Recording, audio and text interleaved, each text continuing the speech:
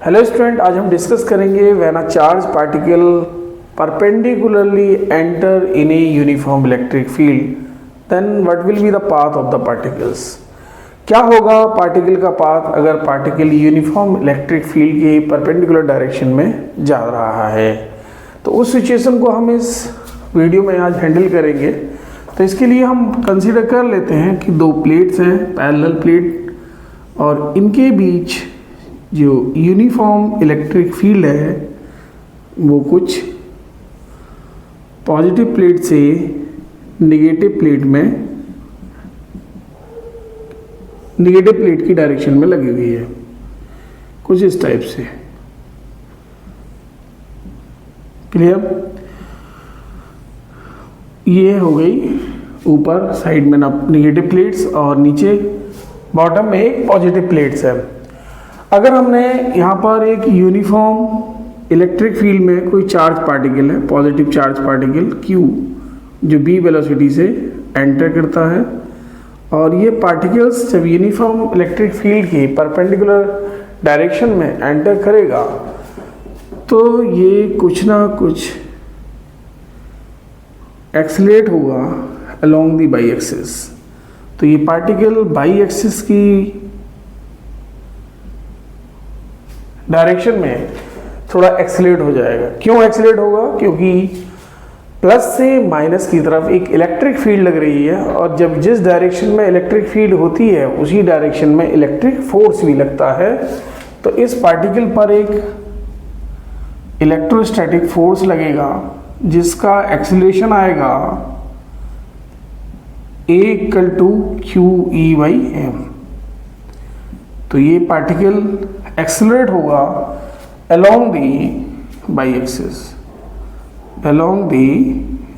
Axis. X axis के along particle अपनी as usual जो वेलोसिटी थी वही मेंटेन करेगा। तो उसका acceleration along the x axis 0 होगा, acceleration along the x axis is 0। उस पर कोई भी एक्सीलरेशन नहीं होगा, उसकी वेलोसिटी एज यूजुअल वही रहेगी। तो यहाँ पर अगर हम पार्टिकल का पाथ कैलकुलेट करें तो हम along the Y axis, now along the Y axis Newton की सेकेंड इक्वेशन ऑफ मोशन लेते हैं, S equal to ut plus half at² से। यहाँ पर initial velocity of the particle along the Y axis is 0, क्योंकि particle X axis के along ही enter कर रहा है। तो ये आपको 0 मिलेगा, plus half. Here the value of a is QE/m, and if the distance along the x-axis is x and time interval is t, time interval अगर इसका t है, तो इस सिचुएशन में हम along the x-axis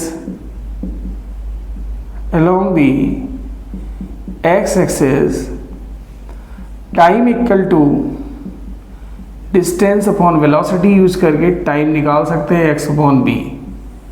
और ये टाइम की वैल्यू यहाँ पुट करेंगे x/b का होल स्क्वायर, और y एक्सिस के अलोंग जो डिस्प्लेसमेंट ऑफ पार्टिकल है that is y। So y = half QEx²/mb²।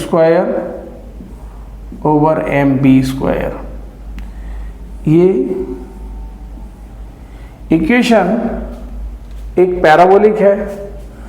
It means the path of particle will B parabola. It means the path of charge particle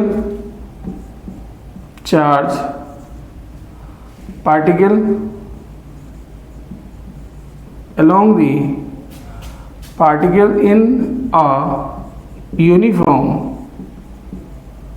electric field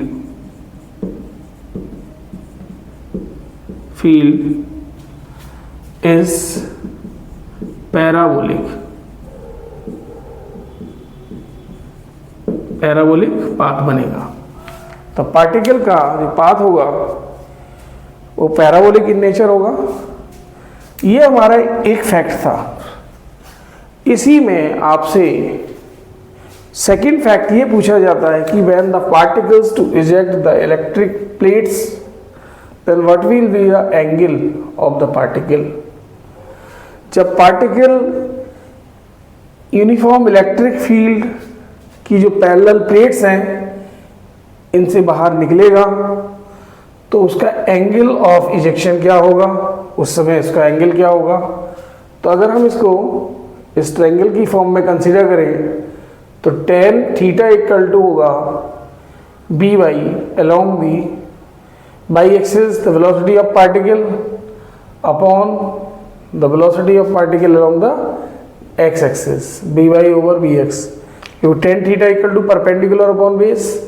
Here the perpendicular is defined by the velocity by and along the x-axis the velocity is bx. So tan theta equal to by over bx. Tan theta equal to the value of by ही रहने देते हैं और bx हमारे पास v है।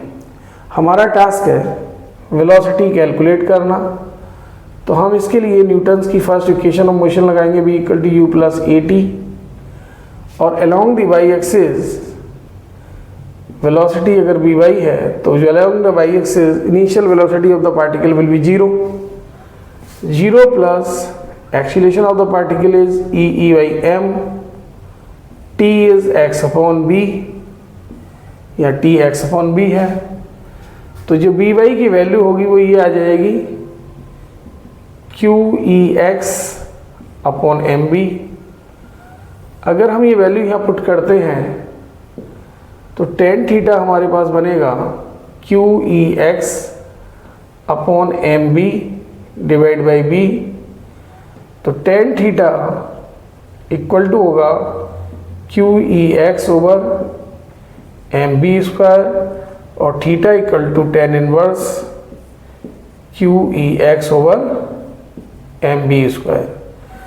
तो ये angle उसका particle का फॉर्म होगा जब वो पैरेलल प्लेट्स को यानी कि इलेक्ट्रिक फील्ड को क्रॉस करेगा तो ये एंगल बनाएगा। इलेक्ट्रिक फील्ड की यूनिफॉर्म इलेक्ट्रिक फील्ड की प्रेजेंस में जब वो परपेंडिकुलर एंटर करेगा तो पैराबोलिक पाथ मिलेगा, उसकी इक्वेशन ये मिलेगी। इसी पर बेस्ड हम कुछ न्यूमेरिकल्स हैं नेक्स्ट वीडियो में कराएंगे। Thank you everyone.